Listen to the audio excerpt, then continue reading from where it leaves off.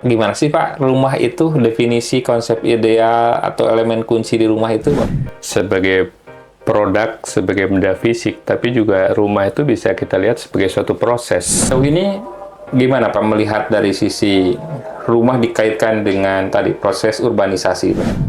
Itu proses urbanisasi yang sebetulnya bisa kita lihat. Jadi bukan hanya nambah penduduk, tapi juga berubahnya daerah-daerah pinggiran, rural yang kemudian mengkota. Permasalahan-permasalahan, baik itu rumah vertikal yang disediakan swasta maupun yang di pemerintah ya. Kita harus berpikir bahwa di kota itu rumah vertikal itu menjadi solusi satu-satunya.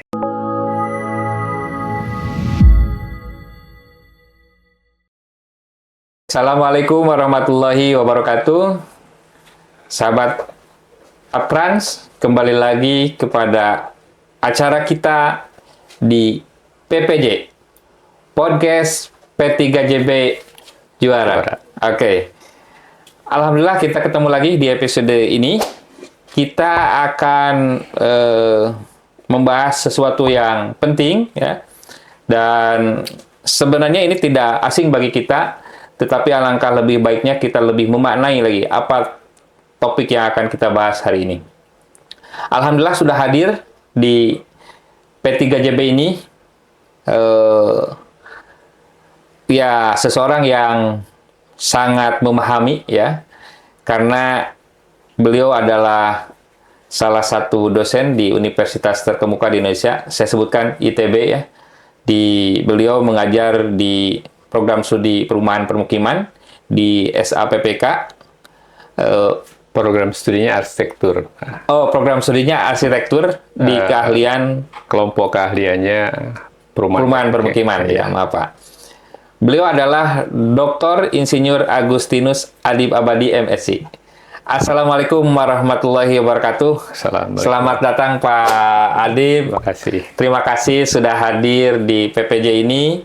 Dan ya di tengah-tengah kesibukan Bapak, alhamdulillah Bapak bisa menyempatkan hadir di sini. Sebagaimana disampaikan di awal, mungkin kita akan membahas terkait dengan tema kita kembali ke akar Pak. Memahami konsep rumah dan artinya. Ini ya lumayan Pak ya, mungkin kalau di Bapak ngajar beberapa SKS Pak ya, terkait rumah. Mungkin nanti di sini Bapak bisa berbicara mengenai ini gitu ya, agar sahabat Apran bisa mengerti, memahami rumah. Kami sampaikan Pak bahwa P3JB adalah unit pelaksana teknis daerah, di mana tugasnya adalah mengelola dan melayani perumahan, khususnya rumah vertikal yang kita kelola. Ada 5 lokasi yang kita kelola di Bandung, kemudian di Kabupaten Bandung. Di Bandung itu di Ujung Berung, Kabupaten Bandung, Ranca Ekek, kemudian di Solokan Jeruk, Kabupaten Bandung Barat, di Batu Jajar, dan satu lagi di Purwakarta. Kita mengelola perumahan ini, memberikan hunian yang layak untuk masyarakat dalam bentuk hunian vertikal, gitu ya, P3JB. Oleh karena itu, mungkin pada kesempatan kali ini kita juga menyampaikan informasi khususnya bagi penghuni apartemen transit dan masyarakat sekitar, kita bisa lebih memahami lagi terkait dengan rumah ini. Pak Adibi, mungkin Bapak bisa kalau memperkenalkan lebih lagi, mangga Pak. Mungkin bisa lebih ini audien kita biar lebih kenal Pak. Ya. Menyapa sahabat Apran nih Pak. Saya Adib, bisa dipanggil Adib ya. Saya mengajar di program studi arsitektur ITB. Mata kuliah yang wajibnya itu adalah di mata kuliah yang berkaitan dengan perumahan permukiman. Di samping mata kuliah yang basic seperti studio perancangan dan sebagainya. Tapi fokusnya di sana. Di istilahnya ada kelompok keahlian atau sekarang mungkin research group ya, kelompok penelitian itu itu kira-kira itu ya. Saya mengajar sudah sejak tahun 88. 88 Pak ya? Oh, luar biasa, saya SD Pak 8. Jadi, luar biasa pengalamannya berarti nanti akan banyak sekali. Oke, terima kasih Pak perkenalannya ya. Jadi kita tidak salah mengundang beliau karena tahu bagaimana seluk-beluk rumah dan perumahan. Pertanyaan pertama Pak, akan kita bahas sebenarnya gimana sih Pak rumah itu, definisi konsep ideal atau elemen kunci di rumah itu Bapak mungkin bisa menjelaskan? Ya, kalau kita mau mendefinisikan rumah, barangkali kita bisa melihat apa yang kelihatan. Ya. Jadi sebagai produk, sebagai benda fisik, tapi juga rumah itu bisa kita lihat sebagai suatu proses. Ya, Rumah dilihat sebagai proses Pak ya? proses. Jadi proses bagaimana seseorang itu menghuni. Tapi juga kita bisa lihat tadi produknya. Nah, ini satu hal yang sama sebetulnya, tapi kita lihat dari sudut yang berbeda saja, ya. Kita lihat bendanya, tapi kita juga lihat bagaimana ini bisa seperti ini, gitu kan. Nah ini yang barangkali perlu dipahami, dan kalau kita lihat lebih jauh, rumah ini punya dimensi yang sangat kaya, gitu ya. Ada dimensi sosialnya, ada dimensi ekonominya, ada dimensi fisiknya, ya. Jadi kalau kita bicara rumah, tidak bisa hanya bicara Bendanya aja Pak ya? saja, tapi juga bagaimana dia sebagai suatu unsur sosial, ya. Karena di rumah itulah kita tinggal, hidup, bergaul, mengembangkan budaya kita itu di rumah. Tapi di sisi lain rumah juga punya fungsi-fungsi lainnya yang sifatnya fisik. Bagaimana rumah melindungi kita dari berbagai macam hal yang kita tidak suka, hujan, panas, angin. Dari sisi fisik Pak ya? Itu juga yang kemudian muncul istilah privasi dan sebagainya, ya. Rumahnya bolong-bolong, ya, nggak punya privasi sama sekali. Apa yang kita lakukan terlihat atau didengar orang lain dari luar juga tidak bisa dibilang rumah yang baik, ya. Jadi rumah yang layak ya mestinya bisa disebut bisa mengakomodir kebutuhan yang tadi Pak penghuninya. Ya. Bisa dikatakan tadi Pak bahwa peradaban itu dimulai dari rumah, Bapak setuju Pak? Budaya, ya, peradaban itu ya bisa di situ, karena di situ kan kita kalau punya anak, kita mengajari pada anak kita, waktunya kan di rumah, di rumah kan, kalau kita menyerahkan pada guru salah juga, gitu ya. Fungsi-fungsi fisik dan fungsi sosial, fungsi ekonomi itu menjadi kunci sebetulnya, ya. Kalau kita lihat dari sisi fisik tadi seperti itu, sisi sosial, rumah itu identitas, ya. Kalau Mas Taufik dulu apel gitu ya, ditanya sama bapaknya, calon mertuanya, rumahnya di mana? Rumahnya di mana? Dia hanya tahu rumahnya di mana, sudah tahu statusnya seperti apa. Ya. Kalau kita bilang rumahnya di Jalan Dago, begitu, ya udah kebayang Pak ya? Sudah dibayangkan, oh ini orang berpunya nih, ya. Tapi kalau Dago belakang, juga ekonomi, jadi lokasi itu penting. Kenapa orang mau tinggal di tempat yang barangkali secara fisik rumahnya kurang bagus, tapi lokasinya dekat dengan tempat kerja, ya, bisa meningkatkan produktivitas kita, itu jadi menggambarkan bagaimana kompleksitas sebuah rumah itu. Ya. Jadi kita tidak bisa hanya melihat fisiknya saja, tapi di situ. Ya. Jadi banyak definisi tentang rumah tergantung bagaimana. Ya, jadi rumah bisa dilihat dari beberapa dimensi, bukan hanya sekedar rumah saja, tapi ada dimensi sosialnya, bangunan fisik, tapi fisik. juga bisa dari unsur-unsur yang lainnya. Oke. Bapak melihat gimana rumah itu, dan misalkan kita dari sisi kesehatan, apakah kesehatan secara fisik maupun kesehatan mental, ya, bisa dilihat? Saya kira iya, ya. Jadi kalau contohlah kalau kita punya anak 3, rumahnya hanya 1 kamar gitu kan, ya. Bisa dibayangkan seperti apa.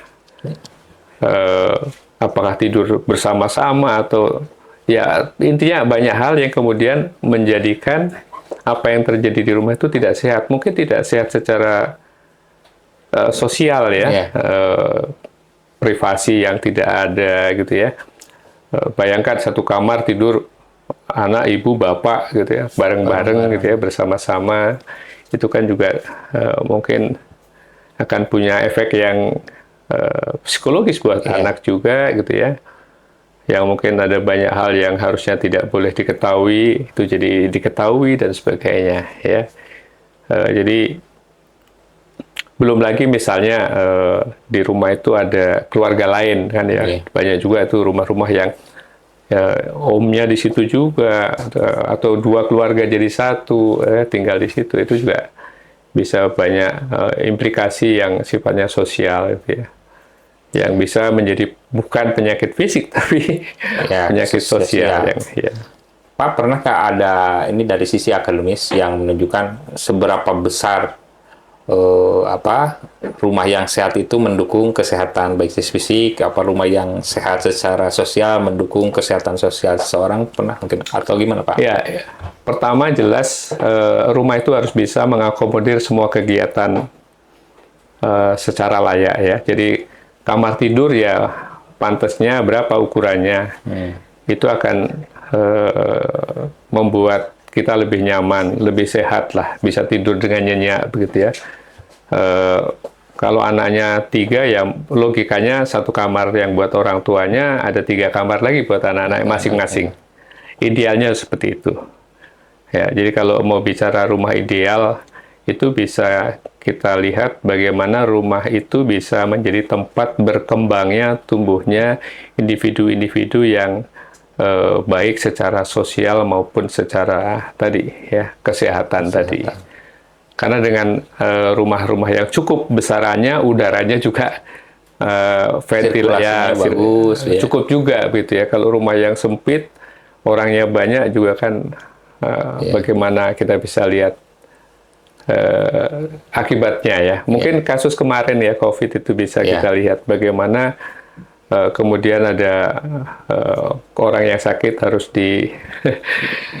disingkirkan dulu ya, diisolasi dulu di kamar tertentu yang ya untuk orang yang rumahnya besar, kamarnya banyak bisa, mudah ya. Tapi sekarang bagaimana kalau rumahnya kecil, kamarnya hanya satu dan sebagainya. Ya itu simple ini apa? Mungkin sederhananya apa? Gampangnya seperti itulah. Gitu. Ya. Jadi artinya kita pentingnya bahwa rumah itu sesuatu yang penting gitu ya, karena berawal dari rumah gitu ya. Jadi oleh karena itu harus menjadi perhatian semua ya barangkali, bukan hanya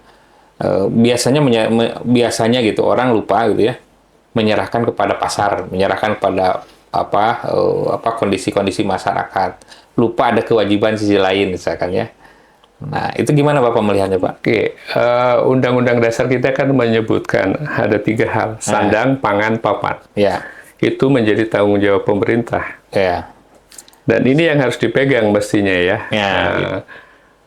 Kenapa pemerintah harus bertanggung jawab? Karena ada sekelompok masyarakat, mungkin kalau secara umum itu sekitar 35-40% di seluruh negara itu ya. Ada yang kelompok yang boleh dibilang tidak mampu. Tidak mampu. Dan itu adalah kewajiban pemerintah, Pak. Ya. Dan itu yang selama ini barangkali juga mungkin diabaikan. Bukan diabaikan, tapi maksudnya belum tersentuh. Ya. Kurang tersentuh. Kalau kita lihat kembali ke data BPS itu ada angka yang menarik bahwa sekitar 80%-an itu rumah di Indonesia itu dibangun masyarakat sendiri. 80%, Pak. 80%. Artinya apa? Artinya peran pasar itu sebetulnya belum terlalu signifikan. Nah, di sisi lain kalau kita lihat orang membangun rumah sendiri sudah bisa diperkirakan infrastruktur untuk mendukung bahwa rumah itu bisa tadi ya melayani fungsi-fungsi yang seharusnya terjadi di sebuah rumah itu bisa dipertanyakan ya. Karena kalau kita membuat rumah kan tidak bisa rumah kita satu sendiri. Kita lihat juga jalannya, infrastrukturnya, paling gampang misalnya saluran buang airnya misalnya. Ya. Sampahnya, listriknya, air bersihnya. Itu kan kita tidak bisa sendiri, kecuali kita bikin sumur sendiri ya. Ini PSU Pak ya, istilahnya PSU mungkin ya. Jadi 80% dari tadi yang dibangun oleh masyarakat sendiri itu mestinya juga concern pemerintah, bagaimana prasarananya. Ini yang menjadi pertanyaan. Bahkan kalau pengalaman saya beli rumah dari pengembang juga perlu dipertanyakan gitu ya. Setelah saya renovasi, ternyata kayu-kayunya bekas semua. Saluran-saluran buangannya tidak nyambung ke selokan misalnya. Ya. Kenapa ya? Karena pemerintah tidak punya kontrol. Kalau di barang-barang produk itu ada quality control kan ya. Ya, ya. QC ya. Di rumah kan belum ada. Belum ada. Jadi ini satu mungkin ya, kita harus concern gimana sih sebenarnya pentingnya gitu ya, pentingnya rumah. Dan sebenarnya di Undang-Undang 23 ada amanat bahwa seyogianya pemerintah itu bisa lebih banyak lebih banyak harusnya ya. Iya. Menurut pandangan Bapak, sebenarnya kan gini Pak, pemerintah juga sudah dengan program 1 juta rumah, termasuk kami di P3JB ini juga menyediakan rumah vertikal gitu untuk masyarakat gitu ya. Gimana menurut Bapak nih sampai saat ini? Ya, saya kalau soal 1 juta rumah saya lebih suka bicara kualitas ya, jangan kuantitas. Satu, kemudian mestinya 1 juta rumah ini ada evaluasi yang betul-betul 1 juta itu siapa yang membuat sih? Gitu. Pernah tercapai tidak? Kalau tidak tercapai, bagaimana seharusnya kita melihat ke depan? Ya, jadi tidak selalu ya. Kalau kita mau bilang ini kan jargon ya, sebaiknya tidak dengan jargon-jargon yang kemudian orang paling tidak tercapai terus tidak ada tindak lanjut. Jadi mungkin lebih baik itu dievaluasi, dilihat apa kurangnya, dan itu yang diperbaiki. Tidak perlu dengan angka 1 juta rumah, tapi mungkin dengan hal-hal yang lebih kualitatif, ya, tidak kuantitatif jumlah 1 juta. Ya, tapi kita juga tidak tahu 1 juta itu kualitasnya seperti apa kan? Ya, Nah, ini yang jadi persoalan. Tadi tentang program-programnya Jawa Barat dengan rumah vertikal. Nah, yang tadi saya sebutkan yang ideal, rumah ideal itu kan sebetulnya sifatnya dinamis. Idealnya saya berbeda dengan idealnya Pak Taufik kan? Ya. Karena mungkin saya cuma butuh buat 2 anak, 3 anak, tapi Pak Taufik mungkin 1. Rumah yang dianggap ideal oleh saya belum tentu oleh Pak Taufik, belum tentu oleh yang lainnya. 1. Kedua, aktivitasnya itu juga mungkin berbeda. Yang satu senang misalnya musik ya, dia punya ruang-ruang untuk latihan musik, band gitu ya. Yang satu senangnya gambar, ngelukis, dia punya studio untuk. Artinya apa? Rumah itu betul-betul bisa menjadi tempat dia mengembangkan hidupnya. Jadi idealnya akan berbeda. Tapi juga dalam pengertian tadi, mungkin strata ekonomi juga bisa menentukan. Karena kebutuhan itu berubah, atau kebutuhan itu punya tingkatan. Ada kebutuhan dasar yang sifatnya fisik, ada kebutuhan sosial yang sifatnya prestis. Rumah juga bisa seperti itu. Ya. Ada konsep housing career mungkin Pak ya? Housing career itu lebih pada ekonomi. Ekonomi. Tapi Mungkin bagaimana? bisa menjelaskan Pak? Biasanya orang itu bisa punya rumah itu setelah usia sekitar 30-40. Setelah bisa menabung. Nah, ini persoalan juga gitu ya. Nah, pertanyaan sekarang dengan menabung artinya dia punya pekerjaan yang tetap. Punya income tetap yang bisa dijadikan modal untuk dia bisa menabung. Kalau dia tidak bisa menabung, tidak bisa. Tapi tadi yang saya sebutkan di depan, ada sekitar 30% masyarakat yang sampai kapanpun dia tidak akan pernah bisa membeli rumah. Jadi kalau mestinya pemerintah tidak berpikir kepemilikan, tapi juga rumah sewa. Kepenghunian, Pak. Ya, jadi itu yang terjadi di negara-negara seperti Singapura misalnya. Dia menyediakan rumah yang bisa disewa. Begitu punya anak, dia harus pindah ke apartemen lain yang lebih besar, dan seterusnya. Nah, jadi mestinya housing career itu bisa memperlihatkan itu konsep housing career. Ya, dinamika tadi. Jadi sesuai saya naik income-nya, naik penghasilannya, pindah juga ke tempat yang lebih baik gitu. Dan ini mungkin yang dilakukan Jawa Barat, Pak ya. Dilakukan Jawa Barat bahwa kita mendukung konsep itu sih sebenarnya housing career. Jadi bagi masyarakat Sobat Atran yang baru menikah, pasangan muda yang memerlukan hunian, yang memerlukan hunian sebelum memiliki rumah, maka disediakan apartemen transit yang tersedia tadi di 5 lokasi itu untuk menyiapkan diri untuk memiliki rumah. Jadi ini konsepnya kepemilikan gitu ya. Nah, mungkin di sisi lain kita juga harus berpikir ekstra bagaimana dari sisi penghunian. Artinya ada hunian-hunian yang disediakan oleh pemerintah, tapi mungkin akan bisa jadi menyewa selamanya gitu, bisa jadi dari sisi penghunian. Mungkin itu yang perlu kita pikirkan ke depan mungkin Pak ya. Kalau dari sisi kepemilikan sudah ada konsep-konsep ini.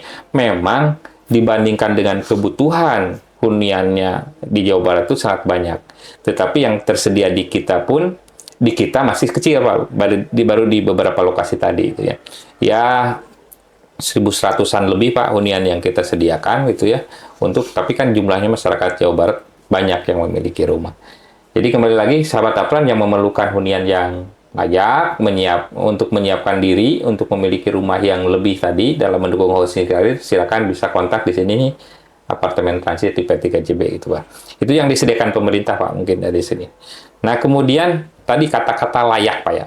Dari sisi Bapak, dimensi layak itu gimana Pak? Dari sisi fisik, tadi mungkin sudah disinggung dari sisi sosial Pak ya, kemudian juga mungkin dari sisi ya kesehatan bagian dari sosial gitu. Gimana Pak dimensi layak ini Pak? Kalau definisi layak yang dibuat oleh kementerian itu kan hanya luas. Ya, lantainya apa, fisik Pak ya? Ya fisik sekali. Tapi kita belum lihat bahwa kalau layak itu mestinya bisa mengakomodir semua kebutuhan. Semua kebutuhan itu kalau keluarga itu punya 2 anak, itu berbeda dengan punya 1 anak. Ya. Ya. Ini yang juga harus dikatakan layak. Jadi kita kan selalu mengatakan RSS ya Pak ya. Sangat sederhana, itu 1 kamar. Padahal anaknya yang masuk 2. Ya. Nah, ini yang jadi pertanyaan. Jadi itu yang tadi saya sebutkan, housing career itu misalnya bisa mengakomodasi itu. Kelayakan itu tidak selalu harus milik, tapi juga tempat tinggal yang layak untuk dihuni melalui sewa atau melalui mekanisme-mekanisme lain. Nah, ini yang barangkali perlu diperhatikan. Jadi layak itu bisa juga dari materialnya tadi, tapi juga bisa dari kemampuan untuk bisa mengakomodir tadi. Nah, mengakomodir kegiatan itu juga perlu infrastruktur. Nah, jadi kalau ini rumahnya di pinggir hutan, bagus, ya nggak layak juga karena dia jauh dari tempat kerja, tidak ada infrastruktur pendukungnya, dan sebagainya. Jadi, tadi yang saya singgung tadi, mestinya 1 juta rumah itu tidak hanya rumahnya, tapi juga infrastrukturnya. Sarana-sarana sosialnya. Nah, sebetulnya dengan rumah susun itu akan menjadi pendekatan yang ideal ya. Tapi juga diperhatikan sarana prasarananya. Kalau saya perhatikan mungkin yang bisa jadi rumah ideal, rumah susun ideal itu yang ada di daerah atau di area TOD mestinya ya. Karena di situ ada tempat bekerja, fungsi-fungsi lain yang mix ya, tidak hanya rumah itulah. Itu akan sangat memudahkan. Jadi saya bekerja tidak perlu jauh-jauh gitu ya. Nah, sekarang kan yang rumah singgah ini kalau di Kota Bandung cuma ada di Ujung Berung ya. Ujung Berung. Padahal dia kerjanya di Padalarang sana gitu misalnya. Padalarang itu di Batu Jajar Pak. Itu kan jauh gitu ya. Mungkin akan bagus kalau ini punya beberapa lokasi, beberapa titik. Di Bandung Barat ada, di Bandung Timur ada, Ujung Berung kan timur. Ya, rencananya ke depan Bandung Utara ada, Bandung Selatan ada. Jadi ini untuk area-area yang barangkali nanti kalau orang bekerjanya di daerah selatan, dia bisa di situ. Ya. Arahnya ke sana sih Pak. Jadi tapi memang kembali lagi kepada kemampuan keuangan pemerintah ya. Artinya kalau di Bandung Barat itu sudah ada di Ujung Berung itu ya untuk di daerah Kota Bandungnya. Kemudian di Bandung Baratnya itu di daerah Padalarang itu di daerah Bandung Barat ada 1 lokasi. Meskipun itu waiting list Pak. Kemudian di daerah lebih ke timur itu di daerah Rancaikek Pak. Daerah Rancaikek itu lebih banyak, ada 6 lokasi itu ya, 6 TB. Kemudian di timur juga lebih ke arah selatan itu ada di Selokan Jeruk, Pak. Di Selokan Jeruk kita punya 2 TB, Pak, di sana. Saya kira itu pendekatan pemerintah yang sudah disediakan. Di sisi lain juga tadi sebenarnya P3JB juga berbicara dari sisi aspek sosial, Pak, ya. Jadi alhamdulillah nih di P3JB juga kegiatan sosialnya juga berjalan dan kita dorong. Ada komunitas di sana gitu ya. Kemudian bisa mengakomodir kegiatan-kegiatan sosial mereka, pengajian, berinteraksi yang lain, kemudian juga mendorong usaha, ada komunitas usahanya, kemudian juga ada kegiatan yang sifatnya untuk kepemilikan rumahnya, sosialisasi dari developer. Jadi kita usahakan itu mungkin. Nah itu Bapak melihat seperti apa nih, Pak? Ya, saya punya studi sedikit. Jadi yang saya bayangkan begini, kalau mereka sekarang tinggal di transit yang ada di Ujung Berung misalnya, terus nanti harus pindah dan beli di tempat lain yang jauh. Sementara kerjanya di sekitar sini. Nah sekarang kalau nanti dia pindah kan harus nyicil nih. Ya. Uang cicilannya kan habis buat transportasi yang jauh. Jadi barangkali juga perlu dipikirkan juga bagaimana sustainability-nya, keberlanjutannya. Dia bisa bayar DP, tapi tidak bisa nyicil berikutnya. Itu yang juga jadi pertanyaan yang harus dipikirkan. Ya, itu masukan buat kita juga. Mestinya mungkin kalau misalkan berkesinambungan dari Rusunawa ke Rusunami, gitu ya, yang ada subsidinya, mungkin ya. Jadi artinya itu akan lebih bagus. Akan lebih bagus. Jadi ini mungkin juga ke depan harus dicarikan formula bagaimana penyediaan perumahan itu bukan perumahan yang landed saja, tapi yang vertikal yang bisa dimiliki nanti mungkin ke depan. Yang vertikal itu akan sangat membantu juga ya. Kalau kita lihat di negara seperti Cina itu ya, itu banyak sekali apartemen-apartemen yang kalau pagi itu di bawah itu semua orang olahraga bareng-bareng gitu ya. Senang lihatnya gitu ya. Itu kan lebih secara sosial lebih bisa membuat orang bertemu. Tapi dengan tinggal vertikal dan itu yang kemudian kita bisa punya sisa tanah atau alokasi tanah yang untuk ruang-ruang terbuka yang selama ini kalau kita tinggal di kampung itu kan hampir tidak ada ruang terbukanya. Tapi begitu dia tarik vertikal, itu akan punya ruang-ruang komunal, ruang-ruang bersama yang lebih besar. Nah, Bapak melihatnya tantangan kita untuk ke arah sana itu ya? Ada banyak ya. Ada ekonominya, ada sosialnya, ada sosial budayanya. Sosial budayanya adalah mengubah mindset ya orang yang rumahnya itu harus di atas tanah ya. Kebanyakan orang mindsetnya seperti itu, Pak ya? Ya, orang Indonesia kan tergantung pada tanah, Pak. Lagunya Tanah Air. Ya kita punya contoh banyak lah ya, bahwa tanah itu punya masalah, bisa melahirkan banyak masalah kalau pengelolaan tidak baik, terutama di daerah-daerah ya sering ada ribut tanah adat dan sebagainya ya, kan tadi keterikatan pada tanah. Plus kita kan masyarakat agraris yang dulu memang sama dengan tanah itu sangat mengolah tanah gitu ya, jadi keterikatannya besar sekali. Nah sekarang kalau harus pindah ke atas itu tidak mudah karena cara hidupnya berbeda sekali ya. Hidup di ruangan yang keluar sedikit sudah terjalan gitu ya. Kalau sekarang keluar masih ada halaman ya, dengan tetangga masih bisa. Sekarang nggak, di apartemen atau di rumah susun itu kan ya seperti itulah ya. Tidak bisa piara ayam, kucing dan sebagainya, tidak bisa teriak-teriak. Nah, tapi kan sisi lain kita harus mendorong, Pak. Ya, tapi yang penting masyarakat juga sadar ada perubahan budaya. Kira-kira sarannya seperti apa nih, Pak? Ya pelan-pelan, memang pelan-pelan. Tapi harus juga dibuat supaya orang mau tertarik pindah ke rumah susun dengan infrastruktur yang baik ya. Tinggal di rumah susun itu punya ruang terbuka, punya ruang bersama yang bisa ketemu banyak orang lebih gampang dan sebagainya, dekat dengan tempat kerja misalnya. Ya, ini akan mendorong orang untuk tertarik menggunakan rumah susun. Ada contoh menarik, barangkali Jakarta itu sekarang orang suka naik MRT ya. Ya. Dan pelan-pelan mereka sudah mau jalan kaki, naik MRT, meninggalkan mobilnya. Karena ada dan bagus gitu lah. Ya. Jadi sekarang juga mungkin tantangan untuk pemerintah, untuk teman-teman itu adalah bagaimana menyediakan rumah susun yang bagus juga, yang tadi bisa memenuhi kebutuhan dalam pengertian luasnya cukup. Kalau saya punya anak mau pindah bisa gitu ya. Dan di sana sudah terjadi sistem housing carrier karena kita ada tipe 21 Pak yang masih single gitu ya, kita akomodir tapi sudah bekerja persiapan. Kemudian nanti ada tipe bukan hanya single yang sudah berkeluarga tapi belum punya anak, tipe 21 tipenya studio. Kalau misalkan dia sudah punya anak ke tipe 24 gitu ya. Kalau sudah punya anak 2 ke tipe 27. Nah, itu yang itu harus dikembangkan dan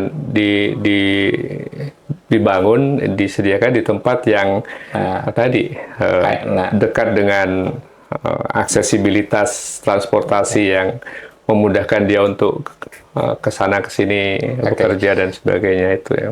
Oke Pak, terima kasih. Bapak melihat dari sisi ini itu sebenarnya something to do-nya Pak ya, harus disediakan pemerintah dan sebagainya, kemudian menyediakan hunian yang bagus agar masyarakat tertarik, sebenarnya sudah dilakukan gitu ya. Nah, tapi ada sisi mungkin Bapak bisa berbicara dari sisi Bapak mungkin bisa melihat kewenangan Pak ya. Nah, di kewenangan kita itu di Undang-Undang 23 itu Bapak melihatnya seperti apa nih Pak? Ya, kita semua masih di pemerintah pusat gitu ya. Yang jadi persoalan itu. Desentralisasinya belum terjadi. Jadi mestinya perumahan itu betul-betul diserahkan ke daerah. Yang tahu persis kebutuhan jenisnya seperti apanya itu mestinya Pemda tingkat 2. Kota dan kabupaten itu yang mestinya ya. Jadi lebih banyaknya di sana. Mestinya lebih banyak di sana. Bahwa sekarang program-program ini dilakukan provinsi, ya kemudian kita menjadi bisa juga nanti Pemda tingkat 2 mau toh nanti juga diurus oleh provinsi. Jadi kita juga harus mestinya semua level diberikan Pak ya. Misalnya tanah mereka yang menyediakan ya. Di mana tanah yang sebenarnya kalau dulu itu ada konsep sharing Pak ya, kayak seperti apartemen transis yang kita kelola dibangun, itu tanahnya semuanya adalah milik provinsi Pak, milik daerah. Kemudian pada saat pembangunan itu dari pusat. Ini kan sinergi nih, pembangunannya dari pusat. Dulu masih ada kewenangan seperti itu. Tapi kalau dan sekarang juga berjalan sih sebenarnya, tapi provinsi dalam hal ini tidak bisa membangun Pak. Di regulasinya kabupaten kota tidak bisa membangun. Alangkah lebih baik juga kalau misalkan memungkinkan dari sisi regulasinya diberikan aja kesempatan Pak ya. Bapak setuju Pak? Setuju, itu kita kan punya apartemen yang tidak bisa dipakai gara-gara serah terima itu kewenangan. Itu urusan kewenangan kan. Jadi terlalu birokratis lah menurut saya, mungkin perlu ditinjau ulang. Nah, hal-hal seperti ini yang mungkin kita perlu duduk bersama, bagaimana menyelesaikan persoalan-persoalan prosedur yang terlalu rumit, yang saya tidak tahu ya, tapi intinya bagaimana kita bisa membuat lebih mudah proses-proses ini tanpa kehilangan kepentingannya gitu ya. Mungkin pemerintah juga penting merasa, ini programnya pemerintah nih, 1 juta rumah itu kan yang bikin kita Tapi mereka tanpa ada tanah di daerah juga kan nggak bisa. Nah, tapi yang juga harus dipikir ini juga masalah tanah ini tidak sederhana. Naik terus ya. Sekarang itu teman-teman di properti itu bilang orang-orang muda dan kelompok-kelompok menengah ke bawah itu hampir tidak mungkin punya rumah di Bandung dan Cimahi. Karena Bandung dan Cimahi itu sudah harganya luar biasa tinggi. Jadi demand yang tinggi ini kan tidak bisa dikontrol. Nah, bagaimana mengontrol itu pertanyaannya? Ya, kalau semua tanah kemudian dibeli oleh pengembang dengan begitu leluasanya, terus pemerintah nggak punya, kita nggak bisa menyerahkan semua ke pasar. Mungkin untuk segmen menengah atas bisa lah, tapi yang bawah ini harus tanggung jawab pemerintah. Ya. Ada konsep land banking, Pak ya? Mungkin Bapak bisa Ya, apa ya? memberikan pencerahan land banking itu gimana? Masalahnya kadang-kadang land banking itu lokasinya lokasinya tidak pas gitu ya. Ya, ya. Nah, kalau masyarakat yang bawah kan juga punya hak ya untuk bekerja di kota, Ya. untuk tinggal di kota. Tapi kalau kemudian dia harus tinggal di Ranca Eke ya, padahal dia kerjanya di berapa menit jaraknya Iya. ya.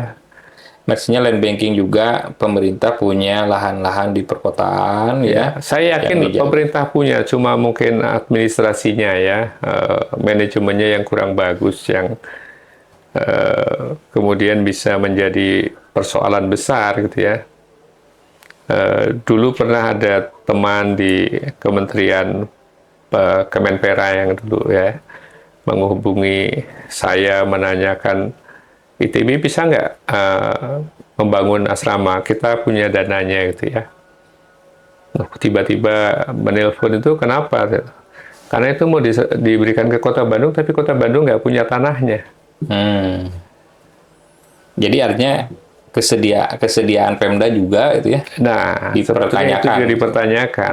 Tapi kalau misalkan punya konsep tadi land banking di perkotaan, Ya. mungkin program-program itu bisa berjalan, Pak ya. Itu mungkin catatan-catatan kita. Sebenarnya ya kita juga menyadari ya banyak PR lah, banyak PR yang harus ya kita sudah sadar ya dari pemerintah. Tapi paling tidak tadi menunjukkan P3JB sudah ada konsep alternatif di sini gitu. Memang sisi lain dari sisi penyediaan perumahan yang pertama gitu. Yang kedua didukung juga nanti dari sisi penyediaan PSU-nya. Ya, perumahan vertikal saya kira akan lebih mengefisiensikan dari sisi PSU, Pak ya. Saya itu terbayang kemarin lihat membaca, ada beberapa lokasi kan ya. Ya. Ada di Batu Jajar, ada di Ujung Berung, ada Ranca Eke. Purwakarta. Yang saya ingin tahu sebetulnya, mereka-mereka yang sudah lulus dari sini di mana sekarang tinggalnya? Ya. Nah, lalu kedua, apakah begitu mereka sudah pindah, mereka bisa mencicil atau menyelesaikan proses pemilikan itu dengan baik? Nah, mungkin kita perlu studi itu, Pak. Ya, ya. Untuk apa? Untuk bisa melihat bahwa yang kita lakukan itu sudah benar, ya misalnya. Nah, itu yang mesti dilihat. Kan selama ini begitu selesai sudah akad kredit dengan pengembang, sudah nggak tanggung jawab kan. Tapi kita barangkali bisa lebih bagus lagi kalau kita bisa menelusuri rekam jejak mereka setelah ini. Karena ini penting buat nanti. Jangan bikin terus tapi ternyata tidak ada ininya. Nah, kita bisa kerjasama sebetulnya ya, membuat studi-studi itu, melihat, melacak lagi. Istilahnya 300 lebih, Pak. Ya, melacak itu jejak mereka yang sudah dilepas itu seperti apa. Ya, sebenarnya basis datanya ada, Pak, sudah alumni-alumni gitu ya. Itu mungkin lebih bagus. Jadi bisa tanya apa kesulitannya, apa masalahnya, ya.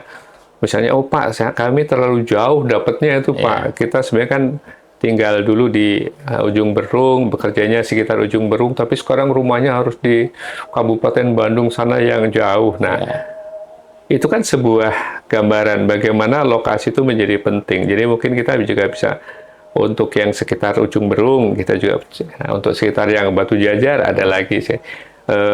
Ketika mereka keluar dari apartemen transit ini, mereka punya rumah milik yang ada di sekitar situ juga, tidak jauh-jauh gitu ya. Ini yang barangkali juga perlu kita lihat. Tapi ya tadi bagaimana kita bisa trace ulang alumni ini gitu. Mungkin kita bisa juga dapat masukan dari mereka apa manfaatnya, apa kekurangannya, kelebihannya, itu yang perlu dilakukan. Even misalkan ya tidak dalam bentuk tsunami, tapi misalkan karena kita apartemen transit nih dibatasi oleh waktu, pergub kita 10 tahun maksimal dari transit, tapi sementara yang sifatnya itu adalah selamanya, tapi dia dalam bentuk tetap menyewa. Bisa saja diperlukan. Bisa. Jadi itu artinya ada konsep itu. Jadi kita menyiapkan dulu transit, gitu. Harganya harus lebih murah karena harus bisa menyiapkan ini. Nah, tapi ada konsep lagi dia nyewa, tetapi harganya ya harga pasar Ya, itu menyediakan supaya bisa beroperasi supaya katanya. bisa beroperasi. Tapi itu dimiliki, taruhlah misalkan kalau selama ini kan banyaknya swasta ya dengan kosan-kosan seperti itu kan tidak ini ya kosan-kosan gitu. Alangkah lebih baiknya mungkin tadi ada sebuah pemikiran pemerintah membangun yang seperti itu, tapi sifatnya bukan transit, sifatnya adalah selamanya. Nah, yang bisa operasional Pak, yang tidak menjadi ya tadi harus ada contoh yang bagus gitu. Jadi tidak kumuh gitu, tidak Ya, semrawut gitu ya. justru itu tadi yang diperlukan bagaimana kemudian masyarakat mau Iya, masuk situ. Karena ini pasarnya kan besar sekali kalau kita lihat perumahan-perumahan yang tadi sewa tadi ya, kontrakan itu kan kondisinya bisa di iya, artinya kan kontrakan itu kalau misalkan tidak diawasi lebih ketat itu menimbulkan permasalahan baru, kekumuhan baru gitu ya. Infrastrukturnya balik lagi kepada nanti tingkat kesehatannya, tingkat apa sosialnya, interaksi sosialnya gitu ya. ya Jadi itu ini yang masalah per barangkali kota. perlu kita perlu masukan dari alumni tadi juga. Iya, iya, iya. Jadi apa evaluasi lah supaya kita buat programnya bisa begini. Nah, apalagi sekarang dengan generasi baru nih anak-anak apa Gen Z Gen Z, ya. ya. Nah, ini kan mindsetnya beda ya Iya. dengan orang dulu. Gitu. Kalau dulu harus punya, sekarang mereka nggak berpikir punya rumah. Yang penting Karena mereka sudah berpikir kita nggak mungkin punya rumah dengan harga rumah yang begitu tinggi ya. ya. Sekarang kalau dia lihat yang kerja di Jakarta itu rumahnya kalau nggak di Tangsel, di Bekasi, di Bogor, karena tadi nggak mungkin punya rumah di sana.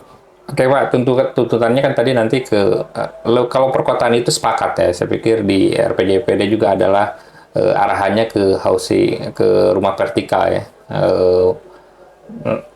Nah, sementara mungkin banyak juga ya permasalahan-permasalahan, baik itu rumah vertikal yang disediakan swasta maupun yang di pemerintah ya. Sebenarnya swasta juga sudah banyak yang ya dalam bentuk apartemen swasta itu ya. Tapi permasalahannya juga lumayan juga di sana, Pak. Bapak melihatnya seperti apa, Pak? Apakah memang harganya atau misalkan harus perlu harga eceran tertinggi, Pak? Kalau di produk yang lain gitu. Ini kalau kaitannya dengan kota, pengembang-pengembang itu kan modalnya tanah. Ya. Untuk membangun rumah, mau itu vertikal, mau horizontal, model tanah. Dan ini harga tanah ini yang kita akan menentukan sekali. Andai kata pemerintah mau membangun, katakanlah ya, di sekitar TOD, ada rumah vertikal, apartemen untuk kelompok menengah ke bawah. Pertanyaannya, siapa yang mau bangun? Pemerintah mau bangun sendiri? Mau mengelola sendiri? Dengan harga tanah yang sekian, pasti orang akan berpikir kalau pengembang-pengembang swasta, rugi saya, tanahnya harganya berapa, disewakan ke kelompok menengah ke bawah yang profitnya tidak terlalu tinggi. Nggak akan dapat untung. Iya. Jadi, itu salah satu tantangan dan masalah. ya, tapi kan rumah itu tidak berdiri sendiri. Tadi saya menyebutkan lokasi dan prasarana ya. Jadi, kalau Bandung, ini Bandung ya, atau Jawa Barat umumnya ini mau mengembangkan sistem public transport yang bagus, yang memudahkan orang bergerak dari Rancaikek ke kota Bandung sampai ke Padalarang sana dengan nyaman, ya, public transport yang baik, ke semua lah ya. Saya kira orang akan mau tinggal di pinggir-pinggir. Ya, saya pernah punya teman dosen. Dia bilang, saya mau tinggal di Sumedang, gitu. Asal dari Sumedang ke Bandung itu ada kereta yang bisa mengangkut saya dengan cepat. Iya. Ya. Bayangkan, Sumedang Bandung kan 40 kiloan tuh kan ya. Tapi dia mau tinggal di sana, nggak masalah, nggak perlu di Bandung berdesak-desakan. Asal ada transportnya yang nyaman. Sekarang kan tidak ada. Ya. Jadi memang berpikir pembangunan perumahan tidak tersendiri perumahan. Tidak bisa dilepaskan dari infrastruktur yang lain gitu ya. Jadi harus berpikirnya secara komprehensif. Secara sistem ya. Dan rujukannya sebenarnya harus jadi dipegang adalah tata ruangnya Pak ya. Nah, itu menjadi penting kemudian. Tidak semua atau belum semua ya. Ya. Belum semua kota kabupaten punya tata ruang. Satu. Kedua, tata ruang itu dijalankan secara konsisten tidak. Pengalaman Pak, pengalaman kalau ikut penyusunan RT RW begitu, tidak pernah ada evaluasi yang sebelumnya. Tiba-tiba sudah diminta untuk menyusun RT RW 2025 sampai 2040 misalnya. 45. Tapi tidak pernah ada evaluasi yang katakanlah 10 sampai 25 tadi. Mana yang tidak jalan? Mana yang tidak bisa dikerjakan? Apa tantangannya, apa hambatannya? Tidak ada. Sudah harus menyusun yang baru. Konsultannya yang berbeda, orang yang berbeda, yang tidak pernah mengevaluasi ini. Jadi evaluasi itu mestinya juga jadi mekanisme yang otomatis begitu ya. Pemda secara rutin mengevaluasi sendiri itu. Tata ruangnya tidak berjalan. Ya. Ya. Evaluasi mungkin dilakukan mungkin Pak. Cuma dari diseminasi evaluasi dan input evaluasi yang mungkin perlu lebih dipertajam lagi mungkin Pak ya. Ya, saya mendapat banyak misalnya keluhan tentang Undang-Undang Cipta Kerja ya, yang menjadi terobosan semua begitu kan. Itu kan karena tadi tidak berfungsi. Sekarang contoh, dulu ada 136. Ya. Lalu jadi 123 yang tujuannya sebenarnya bagus untuk membuat mix zone, mix settlement, hunian berimbang. Jalan nggak? Ya, harus dievaluasi juga Pak ya. Iya, itu contoh kecil ya. Tidak ada pengembang mau bikin yang tiganya ini nempel dengan yang kayanya kan Pak. Iya. Insentif dan disinsentif ketika hunian berimbang insentif dan disinsentif itu perlu, tapi juga mungkin kita harus lihat betul bahwa persoalannya itu tidak sesederhana insentif disinsentif. Itu tadi ya kaitannya dengan harga tanah, dengan pernah ada pengembang yang bilang gini, waduh Mas, kalau saya bangun rumah apartemen rusun yang untuk MBR di sebelahnya yang rumah mewah, ini harganya turun ini yang rumah mewah ini karena berdiri di sebelahnya ini. Ya karena tadi paradigmanya ketika rusun itu jadi kumuh gitu Pak. Tapi kalau misalkan sudah dibentuk bahwa rumah susun itu tidak kumuh gitu ya, mereka bisa layak, bagus, rapi dan sebagainya gitu ya. Artinya betul-betul huniannya itu hunian yang bisa memanusiakan manusia gitu ya. Artinya mungkin stigma itu akan hilang Pak ya. Ya tadi kultur juga tadi kan. Ya. Kita mau tinggal di tempat yang sedikit kumuh, sedikit jelek, asal dekat ke tempat kerja. Nah, itu juga ada. Itu ada problem-problem yang seperti problem sosialnya. Udah agak ini gitu ya. Nah, itu semua begitu kan berpikirnya. Tidak peduli, pokoknya saya dekat tempat kerja. Kalau perlu jalan kaki, tapi rumahnya nggak atau tempat tinggalnya yang disewa tidak bagus, nggak apa-apa. Itu mau kita gitu. Ya. Orang kita. Sejauh ini gimana Pak melihat dari sisi rumah dikaitkan dengan tadi proses urbanisasi Pak? Ya, yang namanya urbanisasi kan tuh bertambahnya jumlah penduduk ya kota. Nah ini yang mesti dilihat juga. Ini menarik Pak. 2 bulan lalu saya lihat BPS Kota Bandung. Saya agak curiga kenapa pertambahan penduduknya minus. Kota Bandung pertumbuhannya minus. Berkurang. Dengan logika sederhana kita bisa melihat hampir tidak ada anak muda bisa tinggal di Kota Bandung. Kepinggiran. Jadi yang beranak yang di pinggir-pinggir Pak. Yang tinggal di Kota Bandung orang tua-tua semua, yang sudah umurnya, yang sudah tidak punya anak lagi. Jadi pertambahannya betul-betul dari orang pindah. Itu pun tidak bisa semua karena tadi untuk menyewa di Bandung itu mahal sekali misalnya. Ya. Jadi kita bisa melihat mungkin masyarakat pada siang hari, penduduk pada siang hari, kemudian penduduk pada malam hari gitu ya. Tapi tadi soal urbanisasi tadi menjadi pertanyaan besar. Kalau itu terjadi perpindahan, di mana kita akan menampung mereka yang masuk tadi? Ya, karena ini mestinya tidak hanya dilihat orang masuk kota, tapi perubahan pinggiran-pinggiran kota juga itu urbanisasi. Jadi batas antara Bandung dengan Cimahi sudah hilang. Kita nggak bisa lihat lagi ada batasnya. Nanti sebentar lagi Bandung dengan Kabupaten Bandung dan seterusnya. Bekasi, Tangerang, ya, Bogor itu kan sekarang sepertinya jadi satu, hilang batasnya. Itu proses urbanisasi yang sebetulnya bisa kita lihat. Jadi bukan hanya nambah penduduk, tapi juga berubahnya daerah-daerah pinggiran, rural yang kemudian mengkota. Ya, jadi kota. Fungsinya yang dulu homogen jadi heterogen, ya, misalnya. Itu kan juga satu contoh kecil bagaimana kota itu, ya, mulai tumbuh.